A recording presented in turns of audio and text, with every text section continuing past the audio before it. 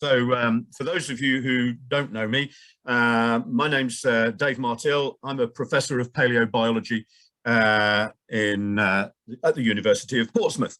And I've been working on the paleontology of the Isle of Wight almost since I came down to Portsmouth, which I think is 28 years ago. And at one stage, I even used to live on the Isle of Wight. So what I'm going to do today is going to talk about one of the new dinosaurs, which was discovered by some of the local collectors. I'll introduce you to them in a moment. And it's particularly special because this is one of the raptor dinosaurs, which was made famous in such films as Jurassic Park. So this is an animal called Vectiraptor greeneye, named after Mick Green. And it's a group of animals called dromaeosaurs. They are theropod dinosaurs, meat-eating dinosaurs.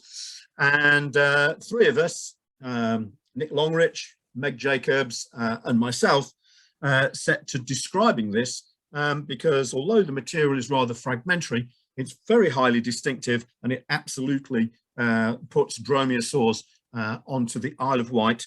And our examination, our analysis of it, showed that it is distinct from other dromaeosaurs and likely represents a new genus and species. But the story doesn't begin with the discovery of the bones of the dinosaur itself. We've got to go back to around about 2004, something like that. And this gentleman, this is Dr. Steve Sweetman. And Steve Sweetman was a PhD student of mine. He approached me when the BBC was making a program called Live from Dinosaur Isle. And Steve had moved back to the island. I think he's actually an islander. He's not an Overan. I think he's a Colket. And he had done a geology degree at Oxford University quite a few years before. And he wanted to get back into paleontology. He got a passion for paleontology. And so he set about doing a PhD, and the main aim of his PhD was to study the plant debris beds that are in the Wessex Formation, which actually is the source of most of the dinosaur material that is found on the Isle of Wight. And initially, he said to me that he wanted to search for the very, very rare Cretaceous mammals that had been reported from these deposits. And I did say to him that that was a very, very high risk venture. It's so rare, you might not find any. And so he set about looking at the paleo environments of the plant debris beds, as well as looking at the fossils that are in there. But remarkably, almost the first shovelful that he dug out of the cliffs and processed actually did have micro mammals in them, and it was a phenomenally successful PhD. Yes, it did look at the paleoecology, but what he actually discovered was 54 new species of small vertebrates in the plant debris beds. These range from albinerpetontids through to frogs, and lizards, and mammals, and quite a few small dinosaur teeth. This is one of them. And what's really characteristic about this tooth is, apart from it's small, it has serrations on one side that are much finer than the serrations are on the other side. This is an asymmetry in the serrations on the carinae of the teeth. And this is actually a characteristic of the raptorial dinosaurs. Just to show you a really good example of one, you can see here the coarse serrations versus the fine serrations. These are, generally speaking, rather small teeth, and probably they go unnoticed if you're just collecting, walking along the beach. But when you put the plant debris beds through the sieves and you sieve it and you concentrate the remains, then these things actually then stand out as rather larger elements.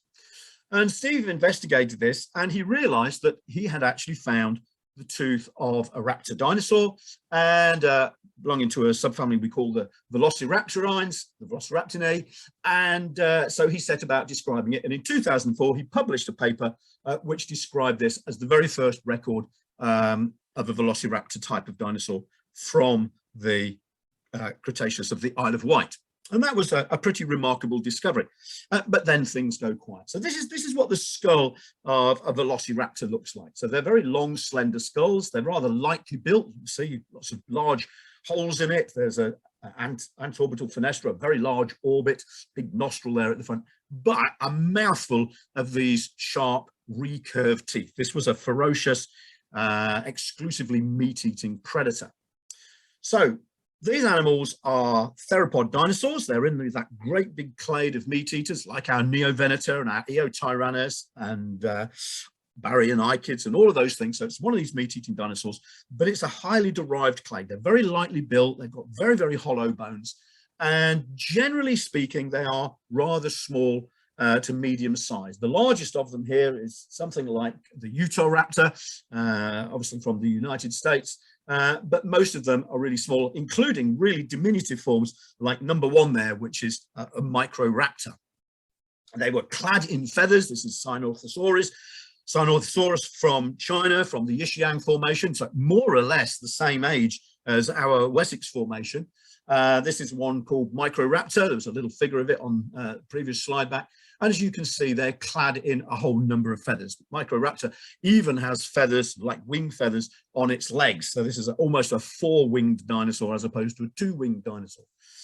And notably, they have this sickle-shaped claw on the second digit of the foot of the manus there, and you may have seen that in Jurassic Park doing a little knock knock knock on the floor. So this is perhaps your idea of what a velociraptor looks like. Of course, in the film Jurassic Park, they actually used an animal called Deinonychus. The argument was that they didn't call it Deinonychus because they thought nobody would be able to say it, and Velociraptor sounded so much nicer, but they needed something a little bit bigger than Velociraptor for the film. So this gentleman, this is Mick Green. I'm sure that many of you know Mick Green. He's a splendid fellow. He was an extremely talented collector. He really had a fantastic eye for fossils. Unfortunately, Mick lost his legs and he had to have an operation removing them, and that cut out all opportunities he had for collecting. However, he had been such an ambitious collector that he had accumulated an enormous number of fossils. And of course, there's always this temptation to just put the fossil in a box and leave it and go look for the next discovery. Finally, Mick had time to start preparing fossils. And Mick is a super preparator, absolutely super. He does a wonderful job.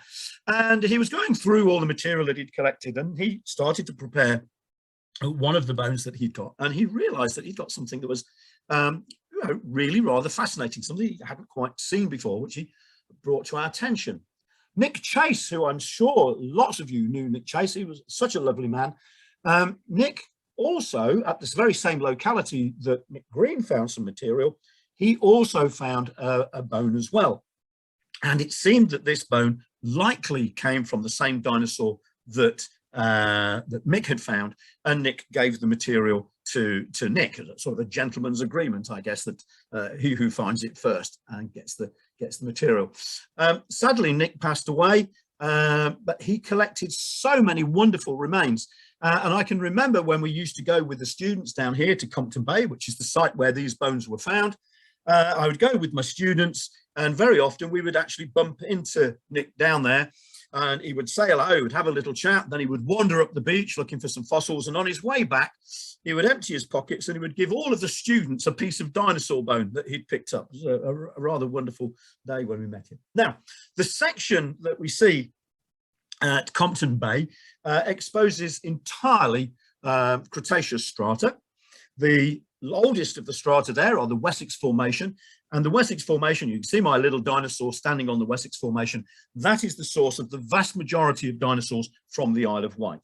The Vectis Formation above it does have dinosaurs in it and pterosaurs, but they're less frequent. The Atherfield clay, to the best of my knowledge, hasn't yielded dinosaurs. It has yielded pterosaurs. And then the ferruginous sands, which maybe some of you know as the old name, the lower green sands, has actually yielded some dinosaurs. I've certainly found a piece of dinosaur bone in the ferruginous sands at Yaverland. The Gort clay is largely unfossiliferous. The upper green sand, I believe, has yielded the odd dinosaur bone. And the chalk formation, well, the chances of you finding a dinosaur in there are extremely slim indeed. So our animal, our little raptor, he comes from rather high up in the Wessex Formation, from one of the very many plant debris beds in there, but we're able to exactly log the horizon that it came from. So it's quite unusual to be able to pinpoint the horizon when materials washed out of the cliffs and on the beach, but on this occasion, we can do exactly that. Now, the material isn't that good to look at. Some of the bones are really rather worn. And I have to say that if it wasn't for one of our authors who has a lot of experience with these dromaeosaur dinosaurs, it's likely that this would have gone unidentified for quite a long time. If you live in North America, you might well get a bit of experience of these things, or out in China, although in China, the specimens are almost always crushed. But here on the Isle of Wight, we've got 3D bones, but they're isolated. And quite frankly, we don't have the experience of looking at these raptors. So when we find little bits like this, we're often puzzling. We can get it as far as vertebra, and then we start to struggle after that for its identity. Just to show you what it would have looked like if the bits that are worn were still there, this is a sacral vertebrae. You can see the outline in the grey is the fused vertebrae of the sacrum, and that specimen there represents a couple of the vertebrae and a part of the neural spines that are above it. And then you can see it in dorsal view in B and in ventral view in C. That's its orientation there. This is an anterior dorsal vertebrae. This one is also worn, but it equally shows quite a lot of features.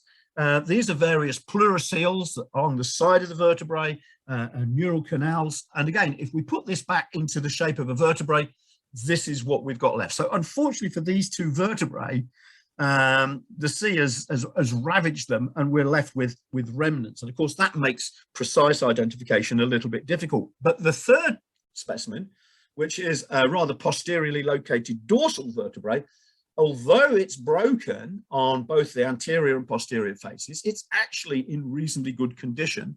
It's less worn, more broken, but it reveals a lot of intricate detail. And it's this specimen which Nick Longrich looked at, and straight away he said, you know what, this is off of a dromaeosaur. This is one of these raptorial dinosaurs.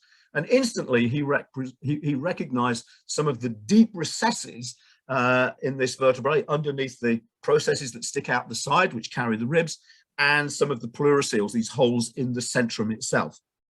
And so it was Nick Longrich who recognized this as being the vertebra of a velociraptor type dinosaur.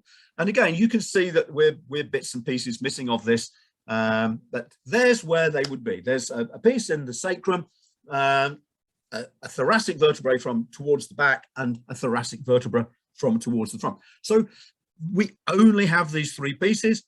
Two of them are worn and one of them is broken, but they have sufficient features to allow us to actually diagnose a new taxon. Now, here's one of the things that make it stand out as one of these raptors. This is the broken face of the best preserved of the vertebrae, the posterior thoracic vertebrae. And you can see that it has all of these cavities. Now, most of those cavities are filled with sediment, but you can clearly see, certainly in the middle one at the bottom and labeled A, there actually is a cavity. And then you can see the lighter matrix that's filling in with the darker bones. And this is a feature of these raptorial dinosaurs. They've got very, very cavernous bones.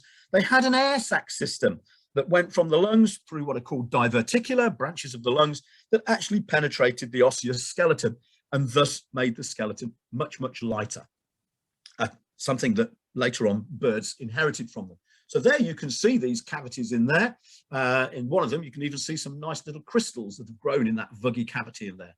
But if we look very, very closely at the bone that makes up the wall of the centrum, rather nicely, we can see these very, very faint lines running concentrically around the centrum. And these are what we call lines of arrested growth. And they represent very, very minor cessations in the growth. Often they would form at times when food was short. Maybe that might be a hot, dry season, too hot to run around, water pools dried up, animals gone into estivation, food disappears, and it results in a growth line. We think that these are annular, and if that's the case, then we think that this animal might have had 30 of them. You can only see 7 or 8, perhaps a few more on this specimen at the moment. But what you have to remember that this has grown from a very, very small hatchling dinosaur up to the size that it is now. And the the growth lines in the earlier parts of it, of course, have been resorbed and they've disappeared. So you kind of count back. So we described this thing, we published it in the journal Cretaceous Research, came out late last year, and we gave it a new name, and we named it after the species name, after Mick Green. Now, let's put it into a perspective of all of these dromaeosaur type dinosaurs. They belong to a clade called the eudromaeosaurs, and until fairly recently, the eudromaeosaurs only were pushed back to around about the Aptian. But now these things have been pushed back a little bit further. We're getting used to recognizing them. And we've actually got some of these which seem to be the earliest examples down near the boundary between the Jurassic and the Cretaceous. So our one doesn't push the range of these things. It certainly puts them and confirms that they're down in the lower parts of the early Cretaceous. But if you look down there, there's one called Nuthetes. Nuthetes is also a British dinosaur. It's thought to be one of these dromaeosaurs. And it was found in Swanage. It was found in Delston Bay, right very close to the Jurassic Cretaceous boundary. The other thing that these things do for us, of course, is that they tell us about migration routes of dinosaurs. Dromaeosaurs are well known from China, they're well known from North America, but they're not so well known from the United Kingdom. And then when you start to look at all the other dinosaurs that we found on the Isle of Wight, you suddenly realize actually we must have had connections with all sorts of continents. So we have animals that have affinities with Africa, we have animals that have affinities with North America, and we also have animals that have affinities with Asia as well. And Europe at that time was an archipelago. Sea levels were up and down like a yo-yo. The land was moving up and down like a yo-yo as well because of the reconfiguration of the continents, the continued breakup of Pangaea, and of course, Africa and South America were separating, so there was often movement to the east and to the west relative to Europe of the continent of Africa, and that, to be frank, made a real mess of the ocean that was in between Europe and Africa, the Tethys Ocean. And so at times there were continental connections, land bridges, if you like, between Eurasia, North America, and Africa, which were intermittent passageways for dinosaurs to diverse and spread into other continents. And therefore, we're very, very fortunate in the Isle of Wight in that we're right in the middle of that melee, and we have a really great diversity of dinosaurs just on our patch. So this is our Vectiraptor greeneye. Here he is for scale. You can see that this animal, he's a couple of meters long. Provided you had a muzzle on him, you could take him for a walk. And there he is with all of the others. You can see him there. He's the fourth one along from the left. An absolutely wonderful discovery. It's very sad that all we have is these three bones, but what these three bones do is they give us hope that sooner or later somebody will pick up a really wonderful skull. Here's a superb restoration of it by Gabriel Ugueto, and I would just like to pay homage really to Mick Green for all of the work that he did when he was a collector and for the work that he does now as a fossil preparator. This is Meg. She's one of our most enthusiastic students. She's from the Isle of Wight, and as a child she started collecting fossils with her dad, and she's still doing it now.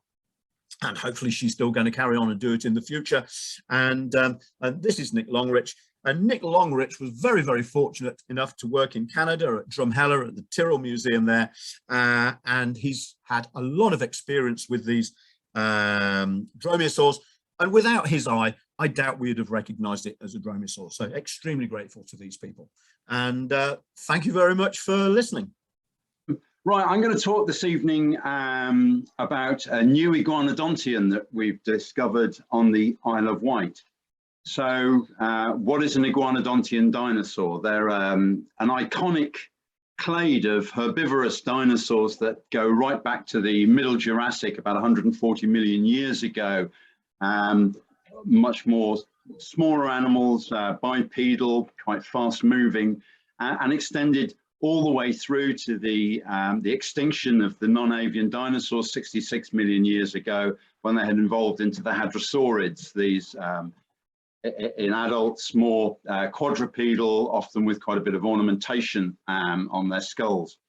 And in the Isle of Wight, we're in the Bohemian, in the early Cretaceous, 125 million years ago. So very much in between those two extremes.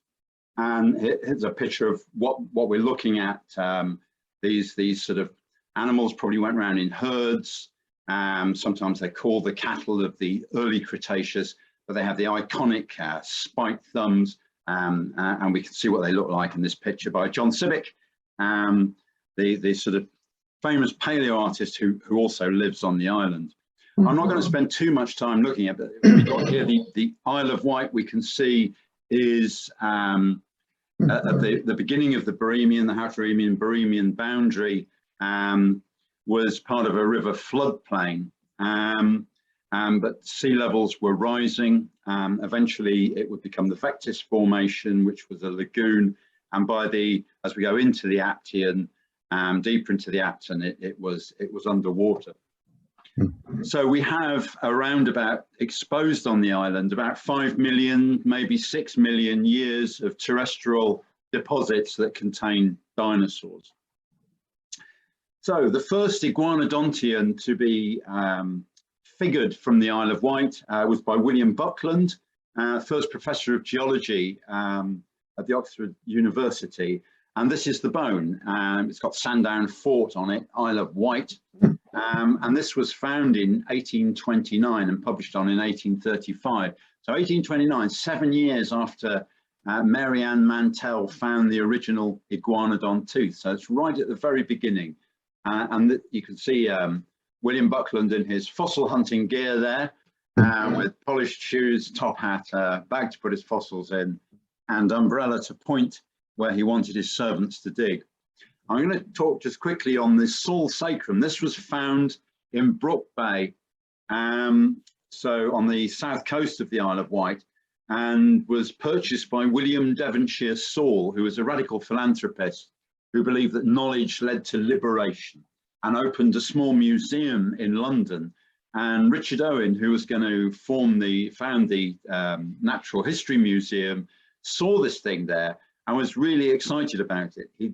He could realize that this new group of reptiles he'd seen with Megalosaurus, a theropod, had 5 fused sacral vertebrae.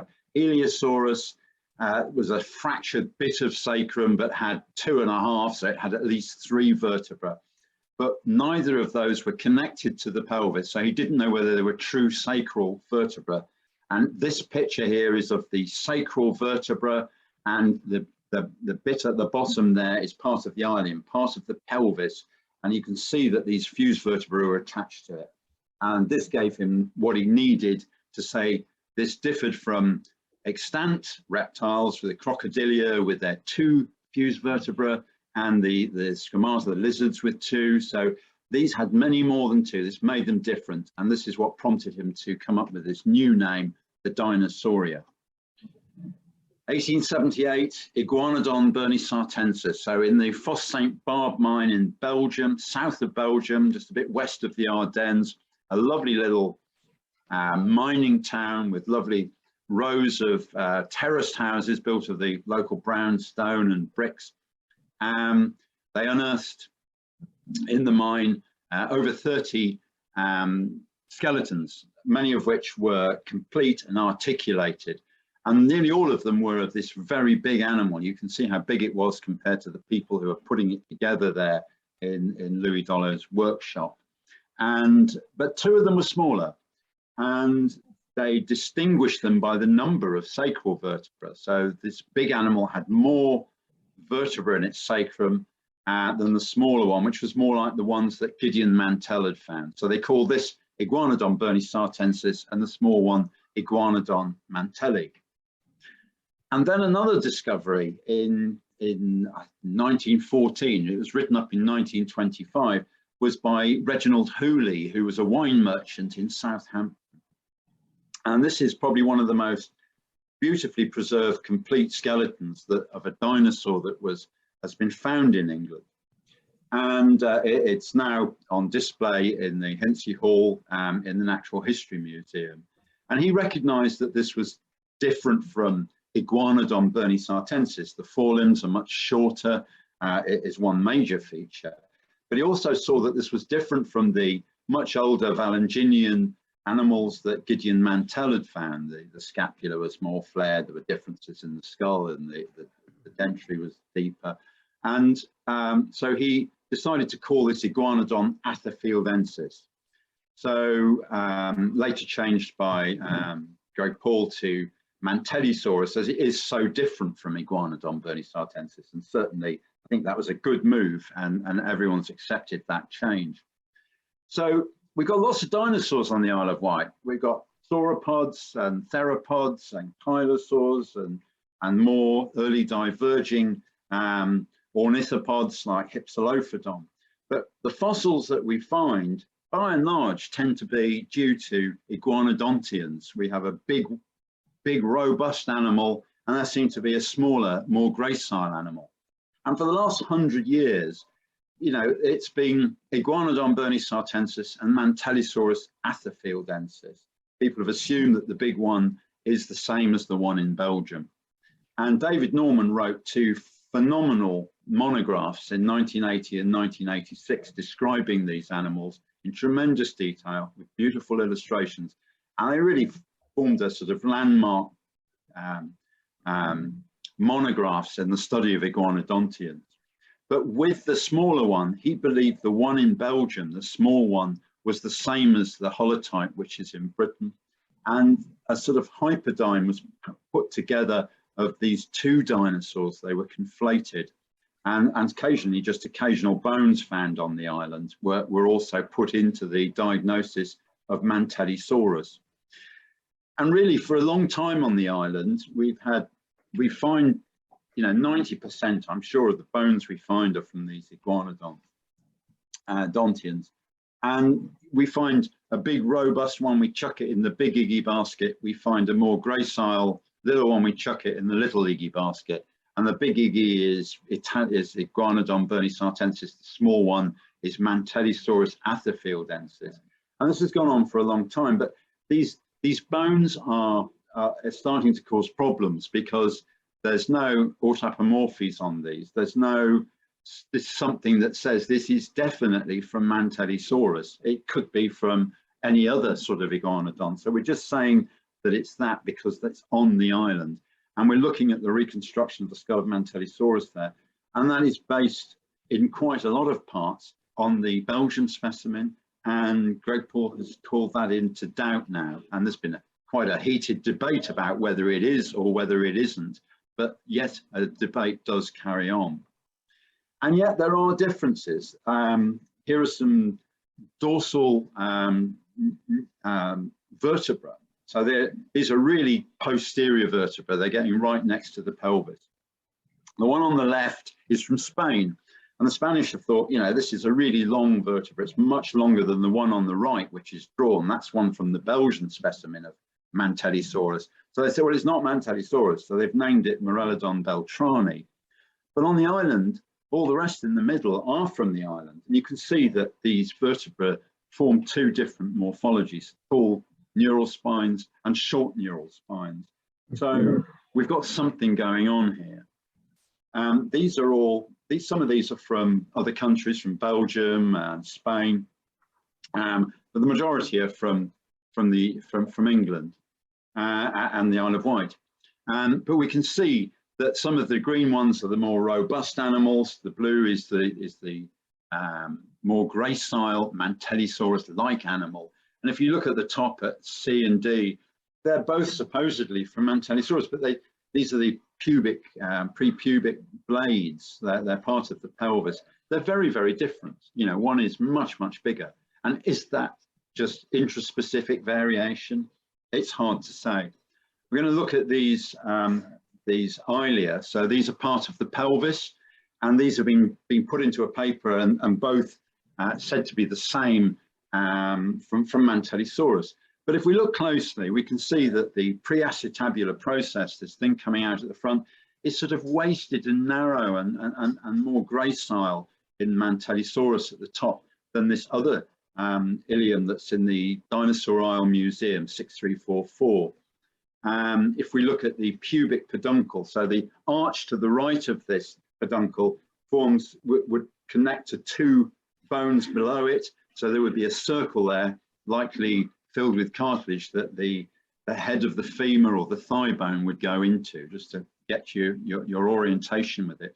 So this is much thinner than the pubic peduncle on the one below. And if we actually look at this top of the acetabulum where the head of the femur went, it's quite open. And the lower one is more complete. If we look at the ischiotic peduncle, it's horizontal and parallel to the dorsal border of the ilium, whereas the one below, it's almost parallel with the post-acetabular process. And there's this boss here, this big lump there that isn't on there. So there's differences going on. So what we thought we should do is have another good look at Mantellisaurus, the one that Reginald Hooley, our wine merchant, found in, and this has been hanging up from the ceiling, off the ceiling of the NHM for years. You could go up onto the second floor balcony and see it. And then they took it off that and put it into this beautiful cabinet, but it's on a thin layer of white marble that is too fragile to stand on.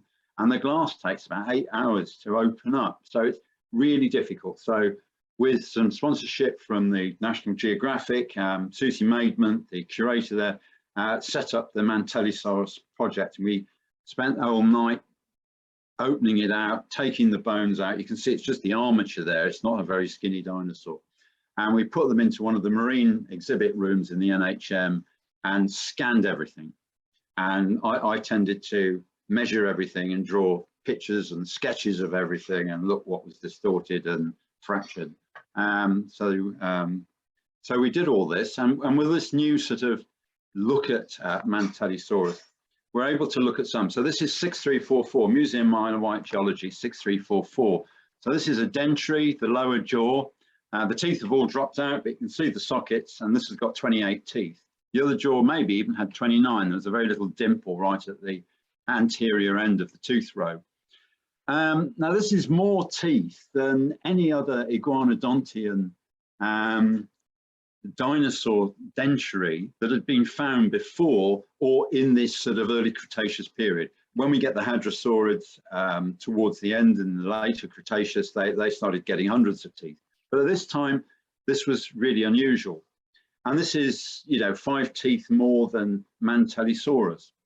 Now, we know that these type of iguanodontians, when we take the very young ones, there's not too many examples, but there's a few where we get perinates, and we can see that they add tooth positions as they grow.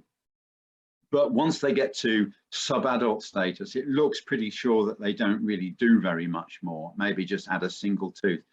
And Mantellisaurus, we haven't, as Dave was talking, we could saw the femur in half, and we could count those lines of arrested growth and look for multiple lines at the circumference, which shows that the growth had really slowed down, but they won't let us saw up one of their finest holotypes. So, but we can look at the vertebra along the backbone, and the tail vertebra, the pelvic, the sacral vertebra, the dorsal and the neck vertebra, the cervical vertebra are all fused in Mantellisaurus, which shows it's a mature specimen, a mature skeleton. So we think it's unlikely that this tooth number is just due to ontogeny. The nose we found was bulbous, and Mantellisaurus and Iguanodon have very straight nasal bones. And we actually notice at the bottom there's a little, it's broken off, but we can see the beginnings of an anteroventral process, which quite a few iguanodontians have, but Mantellisaurus and Iguanodon bernisartensis don't. So the fact it's got the process as well tends to imply that this is a different nasal. So we reconstructed the skulls. You can see that the maxilla, or the upper part of the jaw, is triangular thing. There's an arrow pointing it, and Mantellisaurus is B below there. And Mantellisaurus is more like an isosceles triangle, but the A has got a much longer snout. And again, if we take puppies and watch them grow into adult dogs, their snouts get longer. If we take baby crocodiles and look at the adults, their snouts are relatively longer in proportion to their bodies. So, but we, as I've just argued, we think these are 2 adults. and it would be really unlikely for an adult's face to suddenly grow this long. There's the bulbous nose, there's the anterior-ventral process. The jugal is more pointed at the end, the Mantellisaurus and that. So, and the dentary, although it's the lower jaw is much longer, it's actually less deep, not only relatively less deep, but actually less deep. So quite a few different things there. I said that one of the things with Mantellisaurus is it hasn't got, it's a beautiful specimen. Everything's preserved beautifully, but every single neural spine is missing. I've really no idea why, except for this transitional vertebra. So on the lower one, the more reddy coloured one, you can see there's like a little hook-shaped thing, and that's the neural spine as just as we go from the neck into the dorsal spine. And then the spines will start to get very quickly much taller. But in this 6344, it's almost as tall as a dinosaur called Tyrannosaurus nigeriensis, which had spectacularly tall neural spines. And we've talked about the differences. This was of the pelvis, the teeth. We were looking at the teeth and sort of under a microscope that projected onto a screen. I said, could we turn it over, please? Someone turned it over, and I said, no, you haven't turned it over, because normally the tooth, if you look at the one on NA, has a big primary ridge on it at the back towards the posterior side, and anteriorly these much finer secondary ridges. And normally on the back it's smooth, except in Koshisaurus katsuyama, which is from Fukui, in the fantastic museum in Fukui in Japan, where they have got some with a primary ridge, but no secondary ridges. So this seemed to be specific to this one dinosaur. So we felt we'd really got quite a lot of things going on with this, enough to actually say that this should be a new species of iguanodontian dinosaur, the first well-characterized one, I think, for a century, to join the roster on the Wealden. And we call it Brystonius simonsi. And this is a life reconstruction of the animal by John Civic, which shows our new dinosaur. I'm just going to veer off a bit here. One of the things the press were interested in, of course, despite our detailed scientific press release, was what was to do with the big nose. Well, the answer was we didn't really know.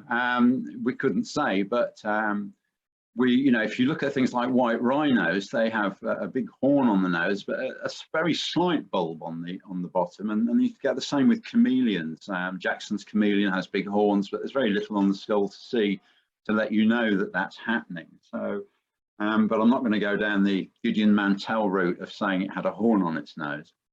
But if we look at mammals, we've got a proboscis monkey here, and an elephant seal, and the proboscis monkey is certainly, I mean, they're probably using this as a species signal to say, I'm a proboscis monkey, which it's a good signal that that's what it is. And if we look at the elephant seal, we can see that the male has got this bigger nose than the female. And so maybe it's a sexual signal or to frighten rival males away. Anyway, the Sun were very keen on this story, and they came up with this new species of dinosaur. It's full of mistakes, this, and I think this goes to say that whatever you write in your press release, some newspapers are going to write what they want to write. So he put that this large nose was to attract the lady lizards, and the scientists say his supersized schnoz, similar to the singer Barry Manilow's, would have helped attract the females. I can honestly say that we did not mention Barry Manilow and his nose in the paper at all. But the reason I'm mentioning this really is because for all that, the Sun actually did give us a full page spread, which is not bad going for a non-meat eating dinosaur. And this went on to get on 55 million TV views. And if we take all the radio, the newspapers, the magazines, New Scientist, Cosmos, all the websites that it went onto and everything. I mean, they calculate it was 2.4 billion potential hits, enormous. And I really think this is, this meeting today, we're describing all these new dinosaurs. It really is phenomenal, this island, what we've got here. This should be, we should have a internationally important museum with all these things absolutely displayed and explained. It would be fantastic for tourism for the island, education and research. And it's, dinosaurs are the hook, but it's not just dinosaurs. There's fantastic mammals, and Eels insect collection is phenomenal. There's all the marine life, there's the beautiful ammonites, and the geology of the island, just the geology itself is phenomenal, and should be sort of told. The world should know more about this. I mean, Charles Lyell was so influenced by the geology of the Isle of Wight in writing the principles of geology. So yeah, I'll maybe come back to that at a time, but just as a thing to say, this collection is precious. It's fantastic, and it needs a really good museum to put it in. So we found a new dinosaur. Are there any implications? I've only got another slide or two to go. So there is. We can't just take a bone now on the Isle of Wight and sling it into the little Iggy bucket. We have to say it could be Rhistonis or another. So I think it's a thing to say we should start looking more closely at what we've got. We should be sort of wondering, is there wider diversity here than we've been given credence to for the last, so many years? And just as an example, and I know they're mammals and antelopes that are not really a monophyletic clade, but we know what they are. If we were on a trip, there's 16 species in the Serengeti, 74 in Africa. And if we were to look at these, we would soon recognize them by their skull shapes, by their horns, and by the markings on their body. But for all that, if we took all that away and just looked at the postcranial bones, smashed them up, made them fragmentary and mixed them up, it would be a nightmare, I'm sure, trying to get together what was going on here. I mean, there's big examples, there's small examples, and there's lots of either sort. So it's really tricky. And there are places in the world, more in the late Cretaceous than the early Cretaceous. So we have to be careful that there isn't some sort of difference going on. But if we look at, say, Dinosaur Park Formation, where they can date their stratigraphy really well, they've got two sorts of big herbivorous dinosaurs. There's the ceratopsians, probably the most famous of those is Triceratops, and they have this frill at the back of the skull, which has different ornaments on it. And then we get the hadrosaurids, which are the red ones in this picture, and they've got ornamentation we can see on the skulls. So if you had to try and work out what was going here just on postcranial remains, it would be probably incredibly difficult. But because they can get these cranial remains, they've been able to show that evolution is happening. Some of this is anagenesis, probably. It's just change over time in a single species. But other things may well be going on. And they've actually shown that this evolution is happening in under 1 million years. Some of these may be just hundreds of thousands of years. And if we take our 5 or 6 million stretch of coast, does that mean we've got 3 or 5 or 10 or 20 of these types of dinosaurs over that period of time? So I think what this has started to do is open the door to say that iguanodontians, we've had 200 years of research, and I think some of this is actually, people have felt it's all done and dusted. I'm tending to think, this could be very, very different story. We need to actually treasure everything we're finding. Picture there of Keith Simmons, after whom the dinosaur is named, with his granddaughter.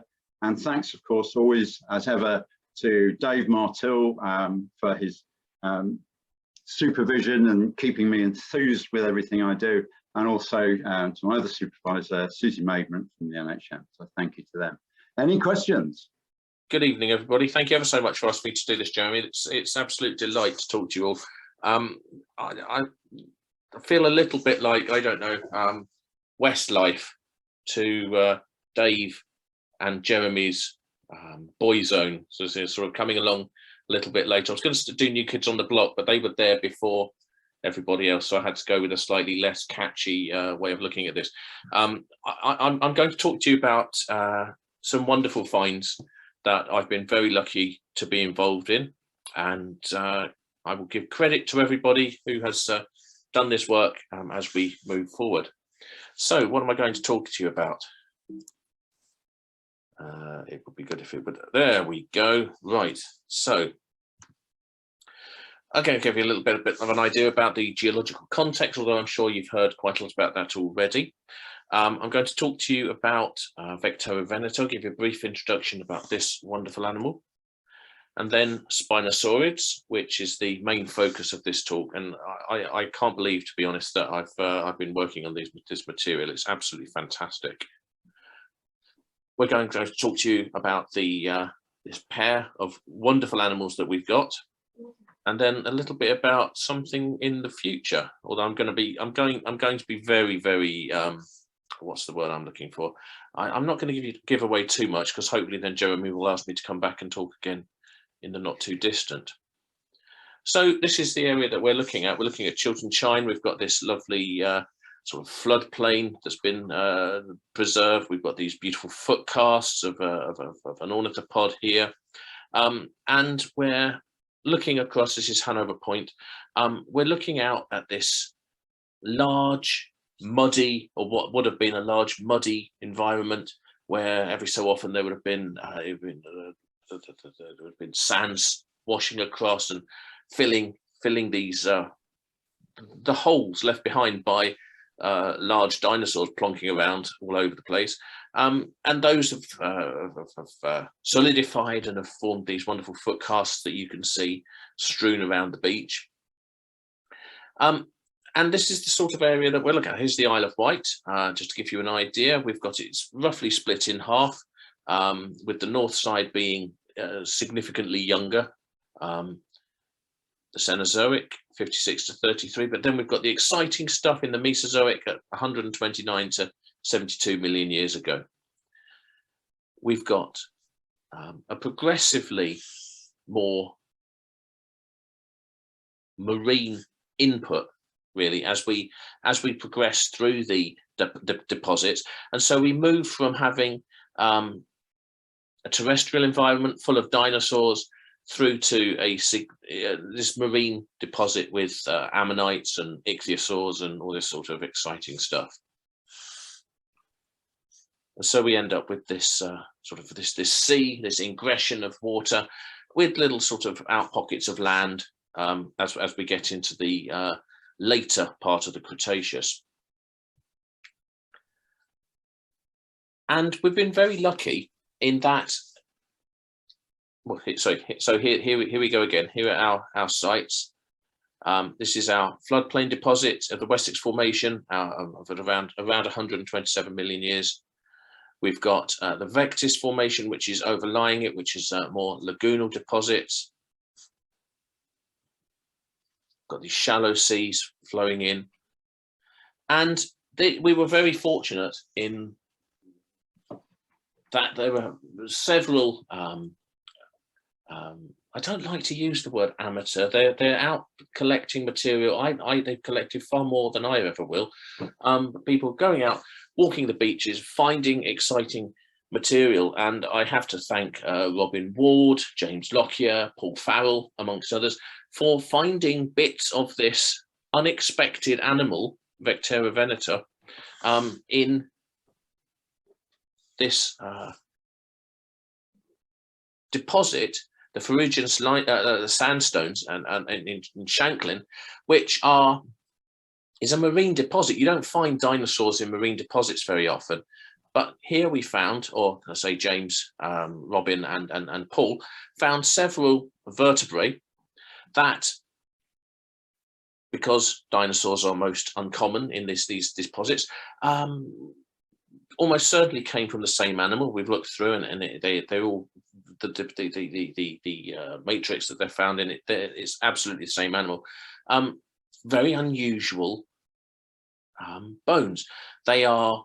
We have a cervical, two dorsals, and a caudal bone. A couple of other bits and pieces have turned up since, and they're all on display at the Dinosaur Isle, so you can go along and have a look at those quite easily. But they are really pneumatic. I mean, this bone is roughly 10 centimeters tall, and you have an idea of what a piece of rock, you know, of that sort of dimension would weigh in your hand. It's hollow. There's just massive air spaces. And Chris was looking at this. Chris Barker, my PhD student, was looking at this, and Gabby Hullman, who was at the museum, and thought this is something interesting, and brought it back to Southampton, and we had a look, and indeed it was. We ran it, you know, we took all the characteristics, we ran it through various different phylogenetic analyses, and we were quite excited to see that in one, you can see the support values aren't brilliant, but in one analysis, it popped it out with the Tyrannoraptora, which was extremely exciting. We're very excited about this, and it's certainly what the press jumped on. To be fair, what we have is a theropod dinosaur that we can't really put into any particular family or group at the moment beyond theropods. But we have this, it's really exciting. It is the youngest diagnosable dinosaur, really the youngest diagnosable dinosaur known from Britain.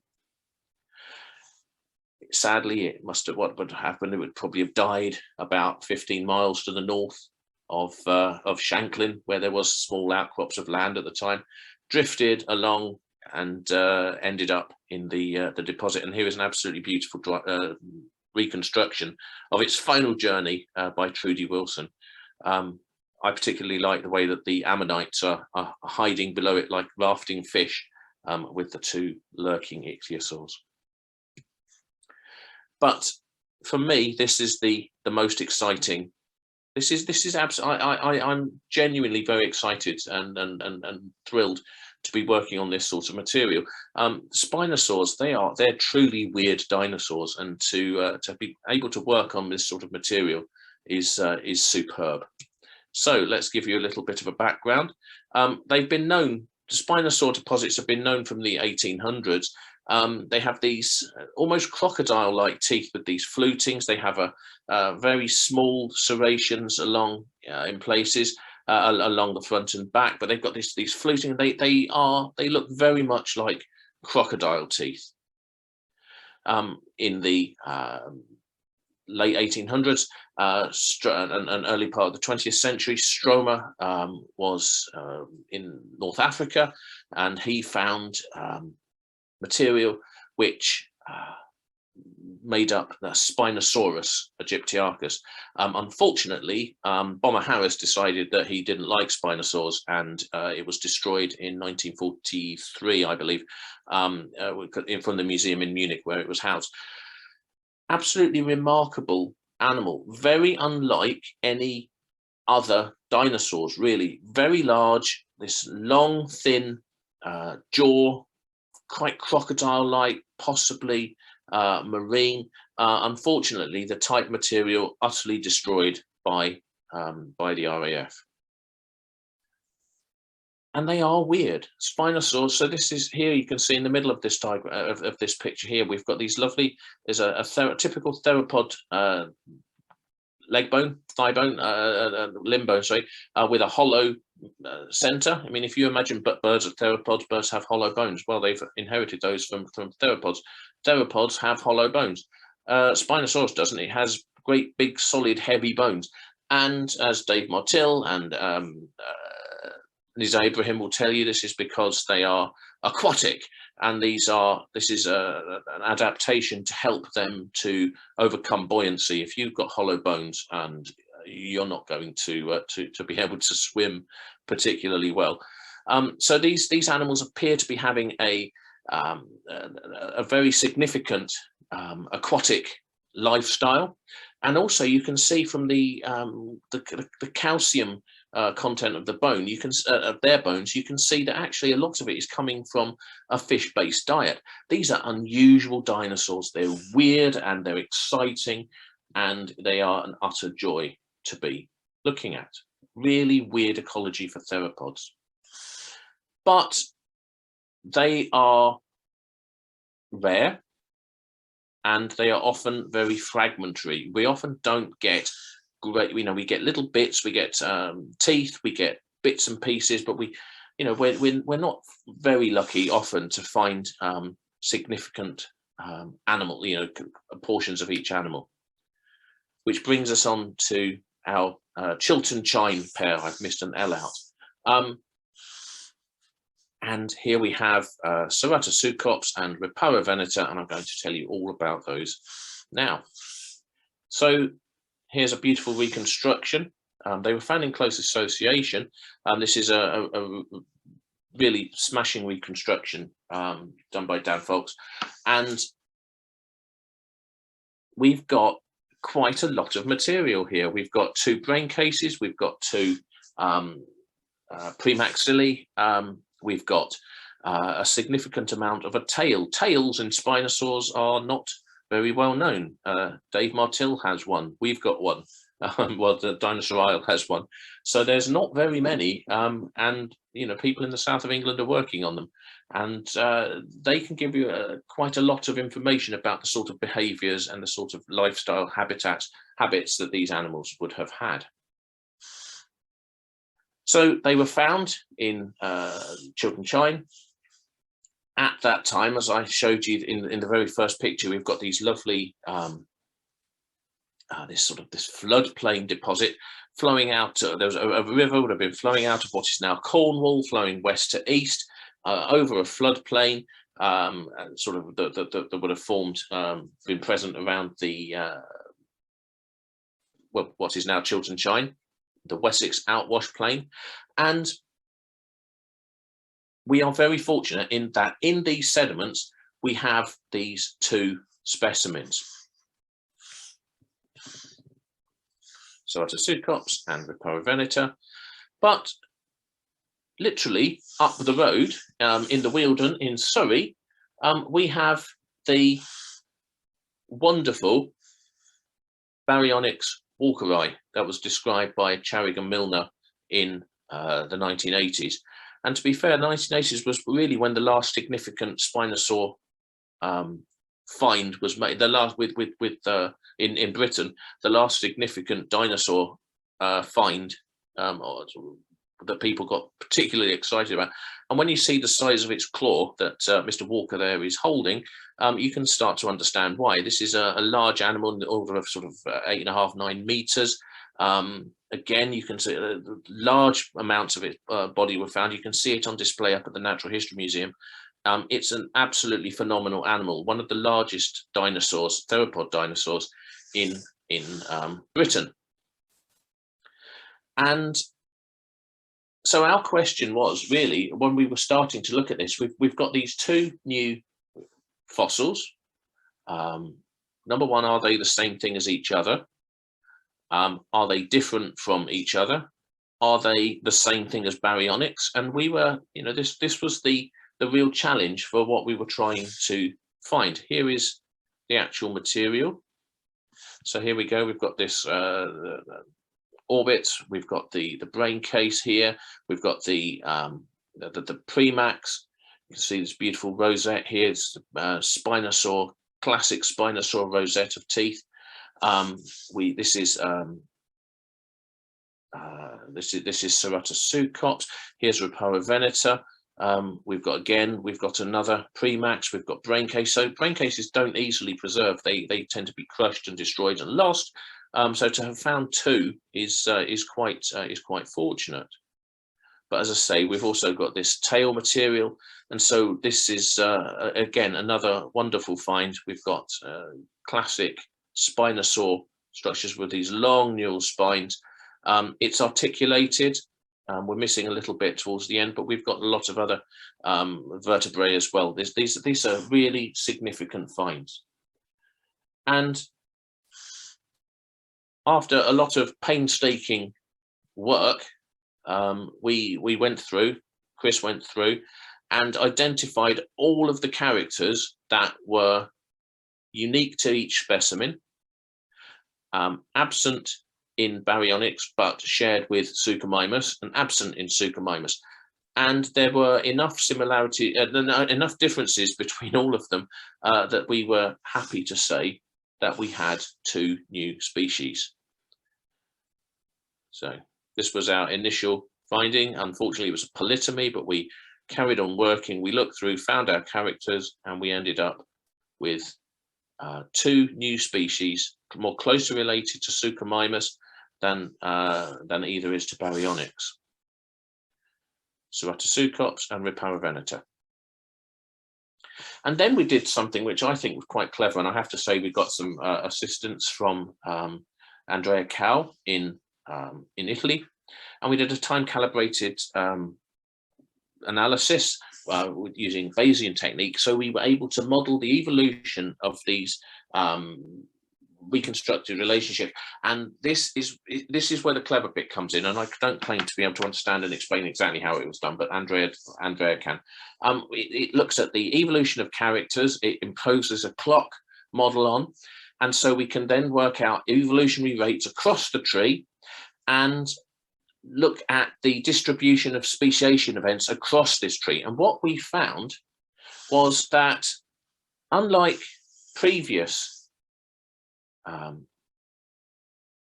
analyses, which have suggested that there's been a single event of Baryonychines in the north moving into Africa and then evolving into Spinosaurines, what we found from this analysis was actually a little bit more complex. Spinosaurines and Baryonychines evolved in Europe and then migrated into Africa, into Asia. Baryonychines move into Africa as well, Suchomimus. And so rather than a single migration and then evolution in Africa, in southern continents, what we see is we've actually got multiple migration events. And again, here we go. It's exactly the same. I think it's exactly the same piece of coastline as Jeremy's. But there we go. Here is Isle of Wight. I don't know. You've got to love the sun. Again, people went nuts for it. And here we have these 2 wonderful dinosaurs, Riparaveneta milneri, named for Angela Milner, who described Baryonyx and who sadly passed away about a year ago, and Ceratoseucops infrarodius, which is the crocodile-faced hell heron, which and again the press loved that name.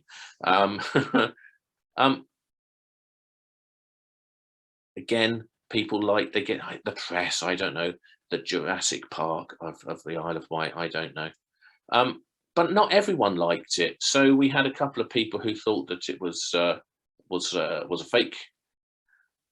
Golden Boy really didn't care because it's in the past. Webby Hayes, why the Isle of Wight is only 9,000 years old. And how many more times are we going to get told? I don't know where this came from. This is absolutely wrong. How many times are we going to get told of calling dinosaurs reptiles? They were not reptiles, they were warm-blooded. Anyway, who cares? It's all good fun. You can't please everyone all of the time. And I don't know why, because dinosaurs are awesome. So I'm going to be very vague and very irritating now. And I'm just going to say, watch this space, because we've got more exciting discoveries. We sent off a paper this morning, and I'm not going to tell you too much more, but there has been a hint in the past. It's in Weishampel, talked about indeterminate theropod bones from the Vectis. We had trouble finding out exactly what he was referring to, but we have found some theropod bones from the Vectis, and I hope very soon to be able to come back and tell you all about those. So we've got a lot of people to thank, and this is an example of why, if I ask someone for a photograph, they really should give me a photograph and not say just have a look at my Facebook, because Chris Barker is the person who has done the vast amount of this work. So I want to thank him and acknowledge his work. He's outstanding. but also Claire, Darren Naish, Claire Clarkin, Philip Snyder, Jeremy Lockwood, obviously Martin Munt, Gabby Holman. You can read all the names. Dave Martill, thank you, Dave. And I'm sure I've forgotten lots of people, but thank you to everyone who's been involved in this. And that wasn't too bad. I kept vaguely to time.